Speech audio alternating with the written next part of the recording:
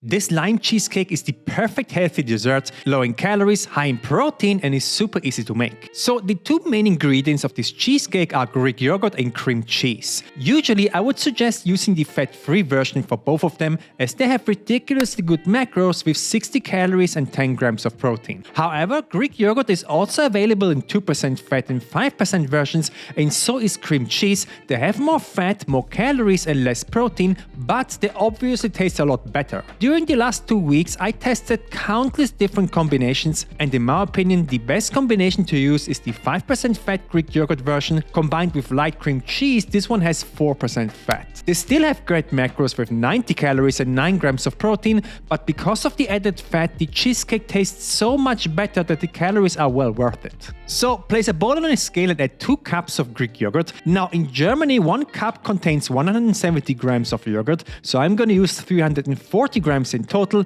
If you live in a country with different cup sizes, try to shoot for around 350 to 450 grams of yogurt and use the same amount of cream cheese. Next up, crack in 2 whole large eggs. They will not only add flavor but also help bind the dairy once baked. Then add 50 grams of sweetener, and you can use any 0-calorie sweetener you have on hand. However, I absolutely love this erythritol and sucralose mix. It's just sweet without having any weird aftertaste that stevia has, for example. Now, this would also be the time to add 1 scoop of protein powder if you want, but this recipe doesn't need any protein powder at all. What it absolutely needs, however, is 4 limes. Take out a microplane and grate the zest of all limes into the bowl.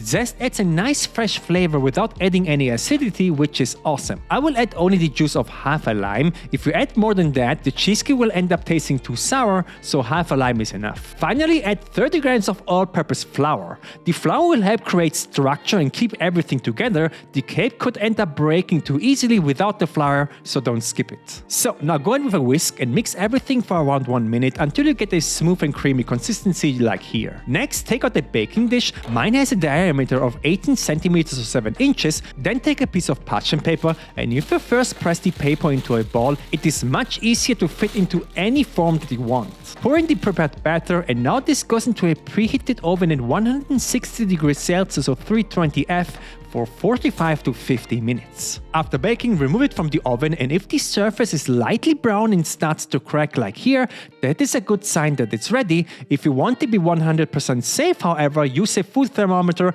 and try to shoot for around 80 degrees Celsius or 108 degrees Fahrenheit. Okay, now let the cake cool down to room temperature for at least 30 minutes, then place it on a plate, cover it with aluminum foil, and refrigerate the cheesecake for at least 8 hours or even better overnight. I made one already the day before. Slice it into 4 pieces, and as you can see, I didn't make any bottom layer or crust for this cake, and that is on purpose. What I do instead is use butter cookies when I want a bottom crust. Every cookie weighs 5 grams and adds 20 extra calories, so break 1 or 2 pieces and use them as the bottom layer. In my opinion, this is way better than cooking the crust from the beginning, as it's more flexible and tastes pretty much the same. One last tip: use whipping cream for the ultimate experience. This is available as a fat-reduced version and has only 211 calories per 100 grams of cream, so you can top your cheesecake with 10 grams of cream, which will only add 20 calories, but this will make the cheesecake so much better. You have to try this out. The entire cheesecake without crust and whipping cream has 881 calories with 79 grams of protein, so that is 220 calories with 20 grams of protein per slice, which is pretty much the macros of a protein bar. I made a cookbook that is packed with recipes like this one